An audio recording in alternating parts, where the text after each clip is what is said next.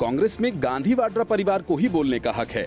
अगर कोई दूसरा बोले तो उसे चिल्लाकर चुप करा दिया जाता है और किसी को मुंह खोलने की इजाजत नहीं दी जाती है।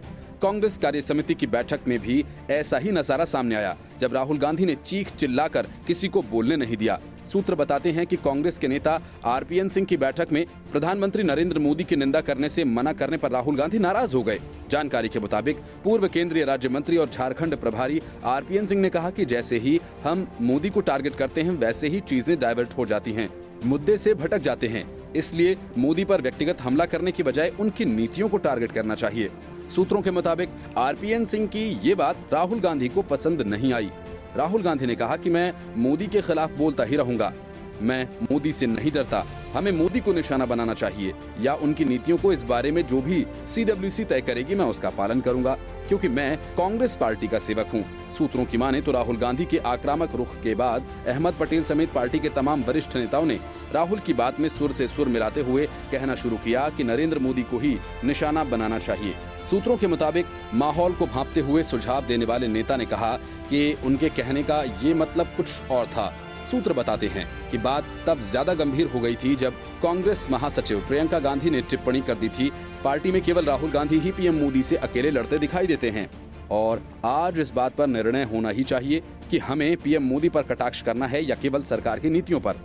आनंद शर्मा इस बात के पक्ष में थे कि हमले किए जाएं, लेकिन शब्दों की मर्यादा का ध्यान रखा जाए। अहमद पटेल ने भी इस बात पर अपनी सहमति जताई, लेकिन राहुल और प्रियंका वाड्रा अपनी बात पर टिके रहे। आपको बता दें कि राहुल गांधी पीएम मोदी की आलोचना करने का कोई मंच छोड़ना नहीं चाहते। इससे लेकर राहुल गांधी हमेशा से मुखर रहते हैं, जिसके लिए उन्हें कई मुकदमे तक झेलने पड़े हैं। गौरतलब है कि कांग्रेस ने हाल ही में पार्टी की कार्यशैली पर सवाल खड़े करने वाले संजय झा को पार्टी के राष्ट्रीय प्रवक्ता पद से हटा दिया है। झा ने पिछले दिनों एक लेख के माध्यम से पार्टी की कार्यशैली पर सवाल खड़े किए थे। उन्होंने ये भी कहा था कि पार्टी में आंतरिक लोकतंत्र का अभाव है। कांग्रेस वर्किंग कमेटी का जिक्र करते हुए अमित शाह ने कहा कि सीडब्ल्यूसी की हालिया बैठक के दौरान कुछ सदस्यों ने कुछ मुद्दों को उठाया, लेकिन उन पर चिल्लाया गया और उनकी आवाज को दबा दिया गया। पार्टी के एक प्रवक्ता को बिना सोचे समझे बर्खास्त कर दिया गया।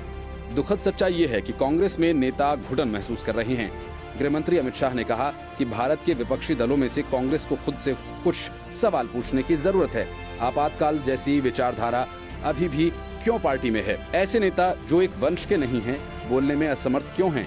कांग्रेस में नेता क्यों निराश हो रहे हैं? अगर वो सवाल नहीं पूछते हैं तो लोगों से उनका जुड़ाव और कम हो जाएगा।